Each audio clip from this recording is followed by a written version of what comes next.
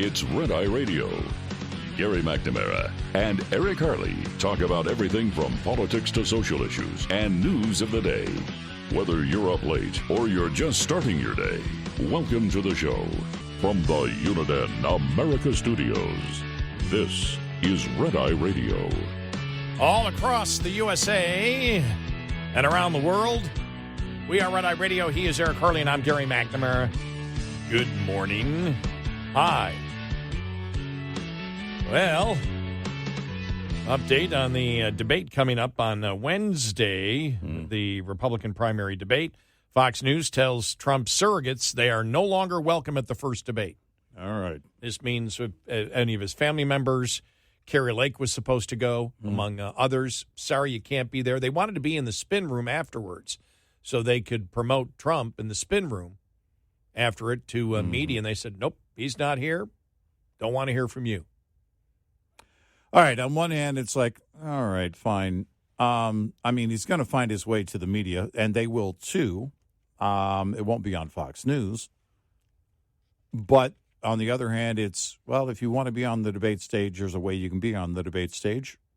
And here's that way. So it's their show. They call the shots. I don't know how it works out. I don't know how ultimately it's going to go. I don't know where they'll end up. I mean, they could do a live stream somewhere, or just go somewhere else to a Newsmax or somewhere. No, they can be out there. They can be outside, or the debate building, and media would be out there. Oh, CNN, sure. But, just the mainstream media, they can be there. Yeah, they can sit there very easy. Donald Trump Jr. could call CNN and say, "Could you meet us out here tomorrow night? Right. Here's where we're going to be, so you can talk to us outside." And then they can talk about how the fact of the Republican Party is scared to have the surrogates of Donald Trump in there at the same time when they'll say, well, why isn't your father here? But again, it'll all be interesting. And I'm thinking of the opening statements. I was just sitting in my mind saying, what are the opening statements going to be? And I'm thinking, okay, DeSantis, probably something on wokeness. Nikki Haley about how much she loves Disney and they should come to South Carolina. Ramaswamy probably will say something. He'll do his 10 Commandments. Ramaswamy will do the 10 Commandments. Pence, it doesn't matter. Well, he'll call blasphemy on the 10 Commandments thing, obviously. God bless him. I think that's where he'll begin. Chris Christie, I'm sure Donald Trump is a coward, has no guts, doesn't want to debate him. He's going to do his 12 commandments because, his goes to 12. and Tim Scott will sing Ray Stevens' Everything is Beautiful. Exactly. Bring everybody together. Ta-da! That's what he's been doing. Yeah. Look, I thought that Tim Scott, when he announced, did a great job. But as we said, it ends there. Now you got to tell us what you're going to do, and he's just disappeared completely. I think it was Charles Cook of National Review that said, yeah, but Ramaswamy, Nikki Haley, and Tim Scott are only there for cabinet jobs or vice president. That's why they're not there. They're not actually running for president. They know they're not running for president. Right. They're simply running. The others are actually running for president. Of the big names. Yeah. Right. But here's what I wonder, because Chris Christie's already called did I say the president before? Called the former president a coward and said he has no guts if he doesn't debate. Mm-hmm.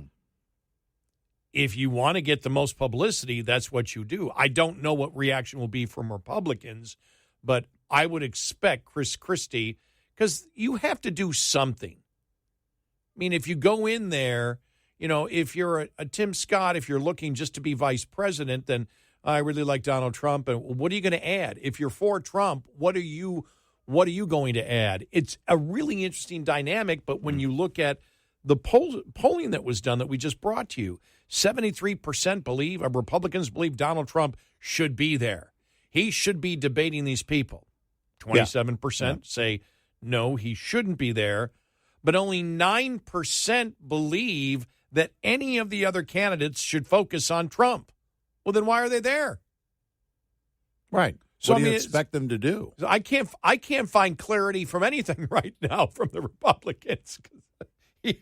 Even the polling doesn't make sense. Well, then what do you want to hear from the? Why are you going to watch if the vast majority are saying, but you don't go after Trump? Well, he's the guy at the top of the hill. Why would you watch if you don't want them to attack Trump? For Mike Pence to attack DeSantis to go after Chris Christie, who cares? Yeah. Because you know that Pence has no chance and Christie has no chance of being president. You go in thinking that. DeSantis still, you look at Iowa, which is closer, and a couple of things brought up yesterday. I think it was Byron York who brought up the fact that a lot of the movement in these early primaries sometimes comes in December. You will see it extremely late, that there can be wide movement. But I would sit there and think, I would love to be a fly in the wall of the political consultants telling them what they have to do. If you're going after Trump with such a big lead, what do? You have to go after Trump. Now, do you go after the fact that he's not electable? Do you go after the fact, as I believe DeSantis probably will, on the whole, because where's Trump? The one thing that I think Trump is most vulnerable on, we talked about this a little bit yesterday, Fauci and the vaccines with the Republicans. Mm-hmm. Because Trump has even said it. I won't be talking about the vaccines anymore. My constituents have a different feeling on it now. Well, that's a huge admission to make. Mm-hmm. And, and so you sit there and you say he won't debate us on the issues. Well, what issues do you want to go after? If you're going to go after Trump on the issues, what are the issues you go after him on? I mean, DeSantis, and I think DeSantis probably had more leeway because Trump went after him first on COVID. And when Trump said the absurd comment that New York did a better job than Florida did, even the most loyal Trump supporter went, okay, I'm just not going to pay attention to that one. I'm just going to let that one pass, and I'm not going to try to process that one in my mind because we all know that's ridiculous. And then it opened up DeSantis being able to attack him on Fauci and everything else. But we said all of that's a little bit unfair because if you talk about the beginning of it and you talk about what you knew at the time, I don't believe Trump did a bad job in everything that they were attempting to do. Well, from what we knew at that time. Yeah. And same with DeSantis early on. Nobody knew early on. So for me, that point is a moot point to me. I don't know if it is to other Republicans because if you sit there and you say it was Trump that promoted the vaccine over and over and over again, it was Trump who was tied to Fauci. He's the one that let Fauci control things. Now, he really didn't. That's not really accurate because Trump was out there at those meetings at times, and he was making more noise than Fauci ever was. Yeah. So, like I said, you're nobody's really telling the entire truth if you hit it, but if you take out COVID and Fauci, where do you criticize Trump on the issues? I don't know where you can because there's far too many similarities. I mean, are you going to go down the road, hey, we need to quit funding ethanol? That's not going to get you very far at all this early on. I don't even know. I know conservatives are concerned about it, but is it really is it a big stage issue right now? Well, I will say this. You combine that with his support of Lordstown EVs, and it does become a bigger issue. Yes, I think it becomes a bigger issue primarily because of the Lordstown EVs. Right. And so because that's something that is of great concern because of the mandates that have come into play since he was president. And the fact that you can make the point, look, he was doing what Democrats are doing on that particular case. So what's the difference? If he do that, then what would he do actually on climate change? Well, what does he, I mean, you sow doubts in their mind is what you do. And you also have to assure them that you can win the general. That's going to be it's always a part of it. And without him on the stage, is it harder to convince everybody else that's watching, or is it easier? I don't know. Well, then because inevitably one of the questions is going to be, well, listen, the polls show that you're at this place right now in the GOP primary race, and how do you convince people? How do you get those numbers to turn around for you? And ultimately, Trump, believes he can beat Biden. Can you beat Biden, and how would you do it? Okay, here's how, because I just thought as a political consultant, here's how what I would throw out. All right, you need to go after Trump, and you need to say, look, just don't throw out the coward and the labels as Christie has done. Right. But you would get specific and say, why won't he debate us? Can't Trump defend the policies? If Trump can't defend the policies that he advocated before Republicans, how is he ever going to be able to do it in front of Biden or whoever ends up being, if it's Newsom up there? Because, hey, Biden may not be there. So if it's Newsom up there, how does Trump defend what he did as an American president before a Democrat if he can't promote it in front of Republicans? Now, it's simply rhetoric. Yeah, but it's simply rhetoric. But is that effective rhetoric? Here's what you would. I don't know if it will be effective, but here's what you would use to back that up. He's clearly afraid to be on this stage because he's already signed the pledge. So it's not about the pledge. So it must be about being afraid to debate. Well, what pledge? The GOP pledge to be on the debate stage. You can't make the excuse. Well, he didn't sign it. Well, he signed a pledge for the GOP in South Carolina. In South Carolina, okay. That's okay. So he's already signed a pledge for the South Carolina. He did, right? Yeah, he doesn't have a problem signing a pledge. Right, you can make. So it's not about the pledge. It's about being. It clearly is about being afraid to debate us. Right. So he can't debate us on. I would use that. That's because he didn't sign the pledge for this debate, but he did sign the pledge when he signed up for the primary for South Carolina. Right. And so he was willing to sign the pledge. Is he using that as an excuse now just because he doesn't want to debate? And if he can't debate against Republicans to defend his position as a Republican, how in the world will he ever be able to do it if Gavin Newsom is the candidate for, the other side? And you could you'll hear, I'm guessing you're going to hear at least one of them, and it may be Christie who says this. And he is afraid of these indictments. He clearly is feeling the pressure. Now, if he says that, I think he's going to get booed. But I expect a Christie to say something like that. He's clearly not wanting to get on. He had to cancel his big announcement this week. He's not here on this stage. He's sweating these indictments. Now, you're going to get boos from the audience, but I expect Chris Christie to make a statement somewhere along those lines. So the key is to make the statement without getting booed, but have the entire media want to interview you for the rest of the week. Well, to be because clear, the one who is critical of Trump is the one that's going to be on the Sunday morning news shows. Yeah, and exactly. On all of them. On all of them. They're going to simulcast. And I may not be wrong about that. And also, to be clear, Chris Christie is going to be booed just from being introduced. So why not just go for the big shot? Why can't we have John Kasich on this stage? Eating a sandwich. Oh, wow. Hey, John, remind us again, what did your dad do for a living? 866-90 Red Eye. What's a Category 4 hurricane?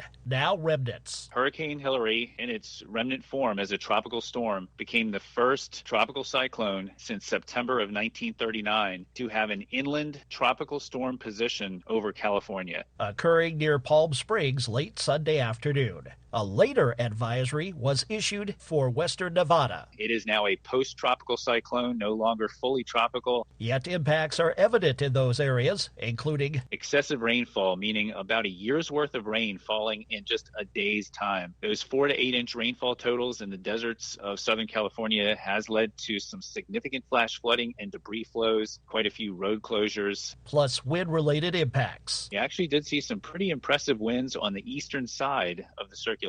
In areas such as Yuma, Arizona, and Imperial, California, recording 60-plus mile-per-hour winds. I'm Rod Bain reporting for the U.S. Department of Agriculture in Washington, D.C. This report is made possible by Cenex Roadmaster XL Premium Diesel and Citgo Lubricants. Coming up, more with Gary McNamara and Eric Harley. It's Red Eye Radio.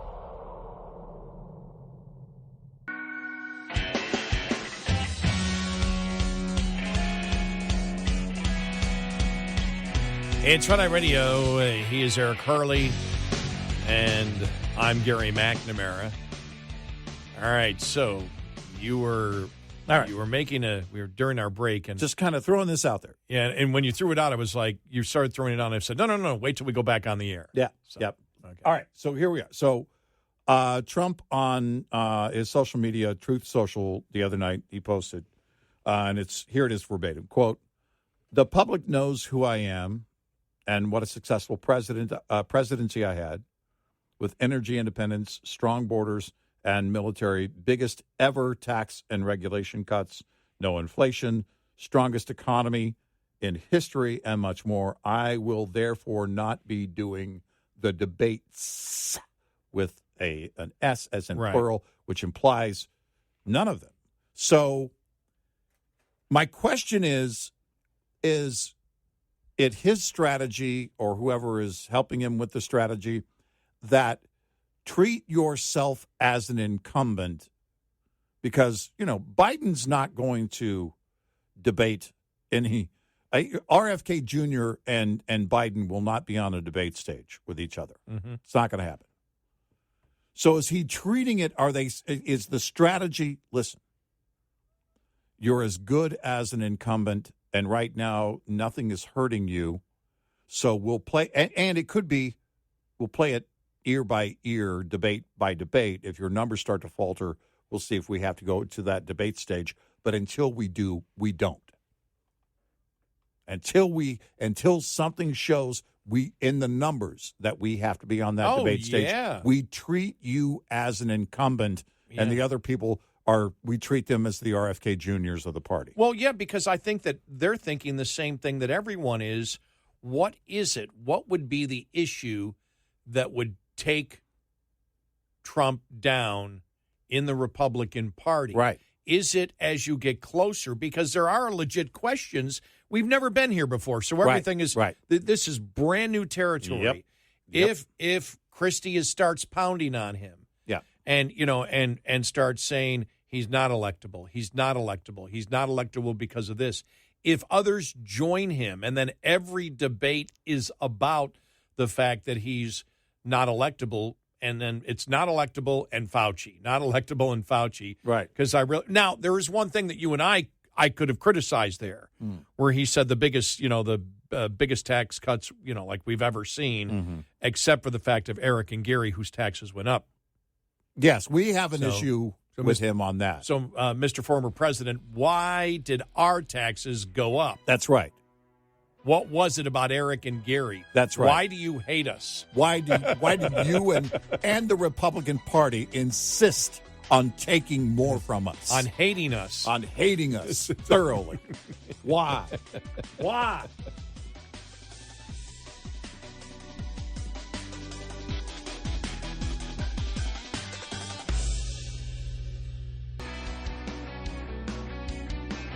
Giving you 70% each night. Eric Harley and Gary McNamara on Red Eye Radio.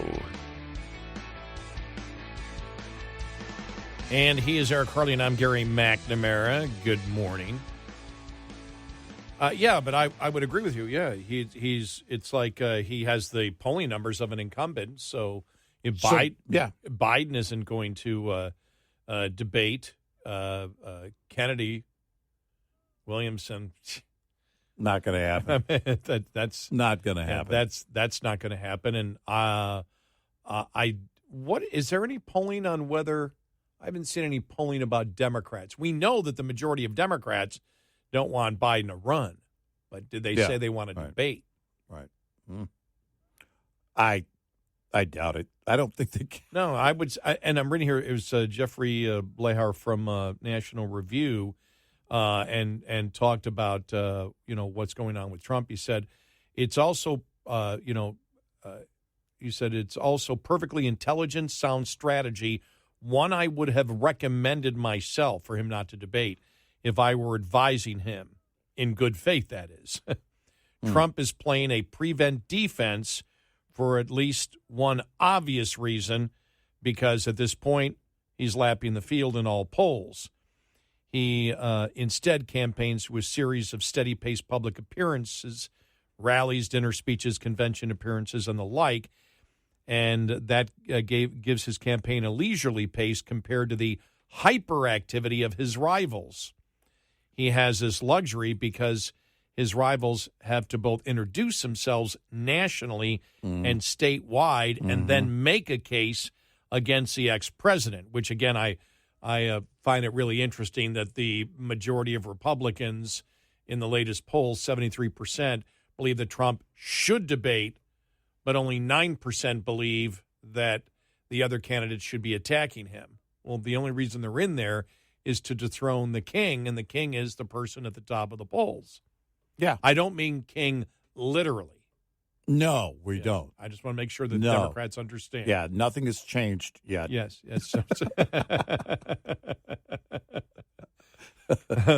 But he says he merely has to go out there and shore up his brand in a few key states by showing the colors for an hour and a half at a time, since it would be political malpractice for him to do otherwise, at least until his numbers show some sign of dipping. It can hardly be surprising that he has chosen to run his campaign this way.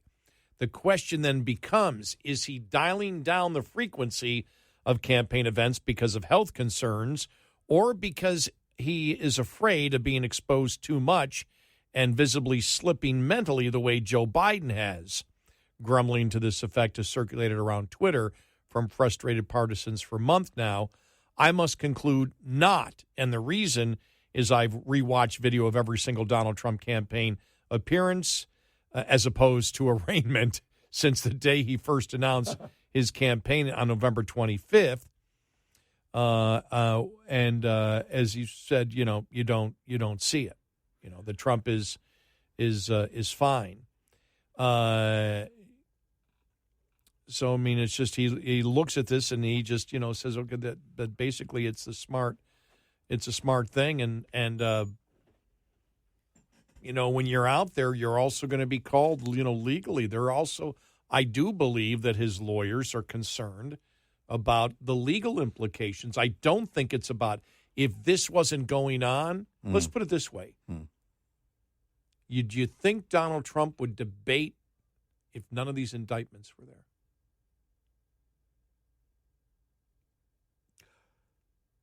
I don't know. I want to say yes, but I actually don't know, because it would still be a plausible strategy for his campaign, for him to treat himself basically like the incumbent. Because I have to believe that he might even have a greater lead, maybe just a couple of points. I don't know this for sure, but even 2 or 3 points more of a lead without all the indictments. And at that point, he might treat it, quite frankly, it's almost like, Hillary in 2016. Oh, yeah, sure, Bernie is catching fire. But ultimately, the party is going to just waltz her in as the nominee. And they did. Now, for him, That is not going to be the case unless he earns it. And you could argue that plenty of the Republican Party, and not even the candidates on that stage tomorrow night, but the party itself might have an interest at some point at working against him, so it wouldn't be ushering him in. So it's, quite different than Hillary in 2016. However, I tend to believe he might still set it out, because if it is the strategy, if this is about strategy of, nope, I'm basically the incumbent, and nothing is going to change that, I'm going to be the nominee, then the indictments, I think if they were gone, you would have a greater case for that strategy. And he talks about in the general election here, Jeffrey Blahar in National Review, about what happens next year. And it's like, with everything that's going on, he's not going to be able to campaign effectively. It may be a basement campaign for both candidates. He goes, this sort of methodically paced basement plus campaign is going to become a necessity in 2024 due to his various court appearances and trials. The man simply is not going to have either the time or the money to spend flying around to make appearances with the sort of frequency that unindicted presidential candidates do. Setting aside the reality that Trump is irredeemably toxic to nearly 65% of the general voting public, that number's been out there a lot lately, this race is functionally over the moment Trump is formally nominated, unless Biden himself has a major medical event. It is rather poor campaign strategy to exchange rallying voters in rural Michigan for holding rallies on federal courthouse steps. To return to the Biden basement campaign comparison, that might have worked for him, but only in 2020 and only because of COVID. It wouldn't again, except in a supremely cruel irony against one and only potential opponent, Donald Trump.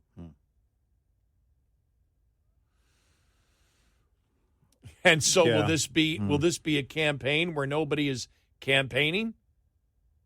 If Trump wins a nomination, will the only one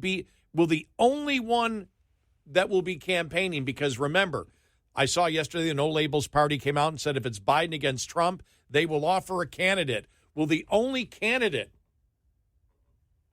that will be out there campaigning will be the No Labels Party candidate, who will, in a speech, tell you that they are not going to discuss any type of controversial topics, that it's kumbaya, all get together, and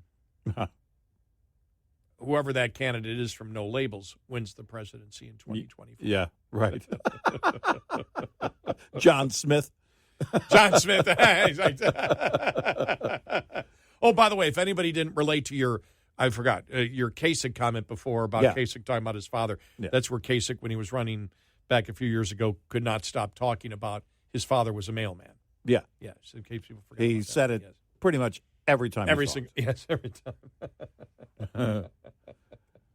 But, you can look at it and say, there's the strategy. Everybody knows this is going to be about Trump versus Biden. Why are we wasting anybody's time? Now, here's my question.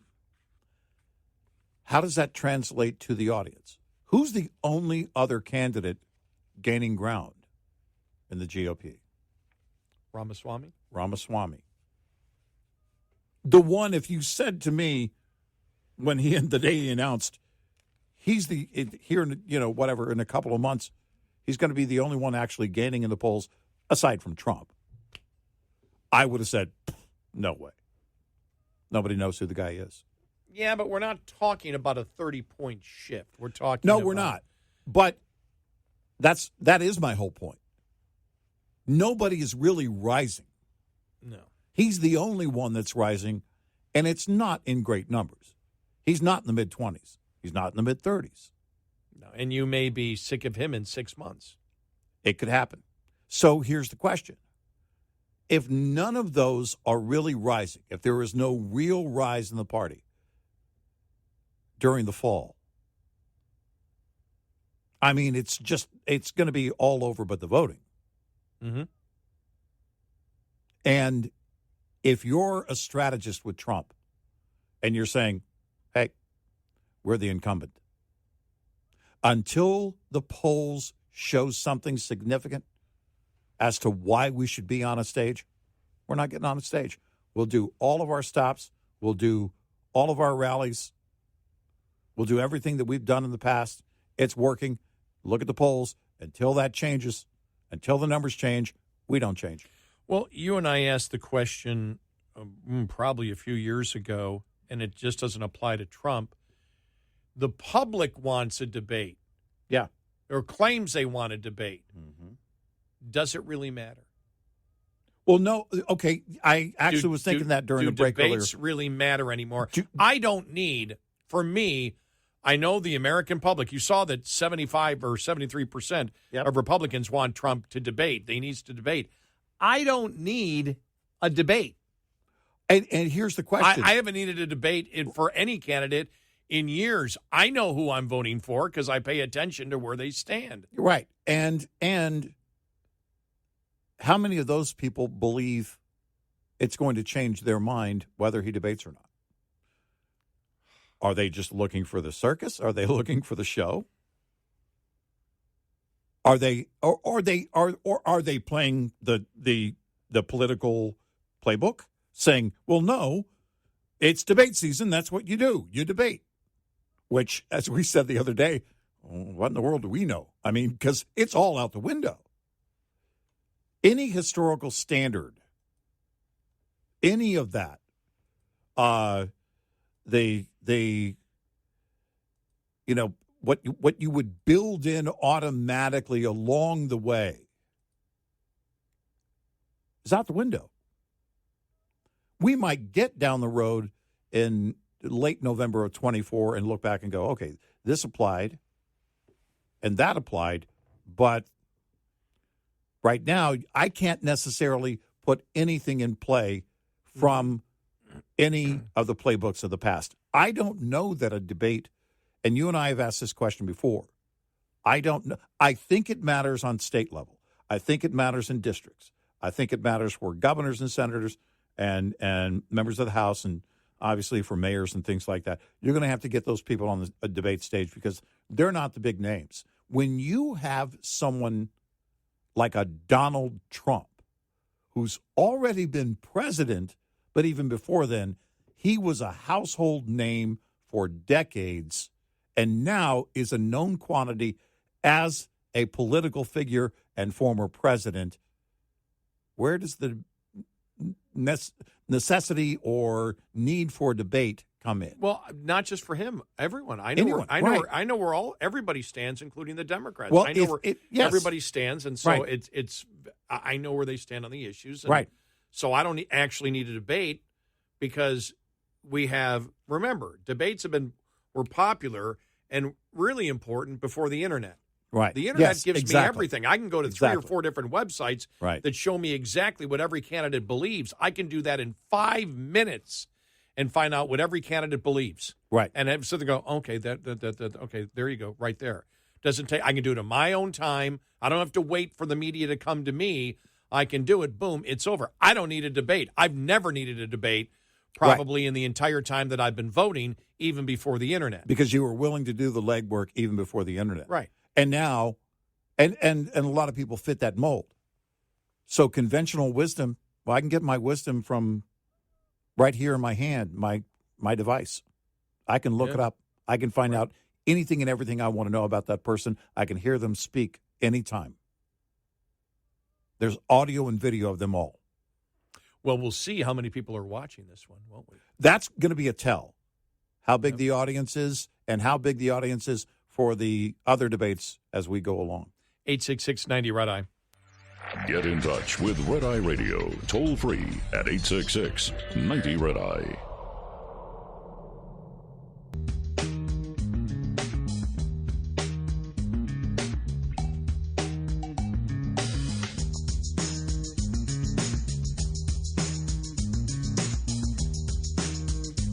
It's Red Eye Radio. He's Eric Carly, and I'm Gary McNamara. Love the James Woods, Elon Musk X debate. So the word is that X, formerly known as Twitter, is not going to allow you to block anyone in the future. You can only mute them, which is interesting because, the whole thing with bots, and Elon Musk had a problem when he was looking to buy Twitter with the bots and how many bots there were.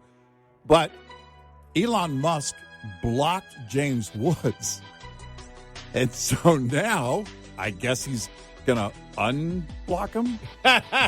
James Woods is having fun with it, and it's a lot of fun.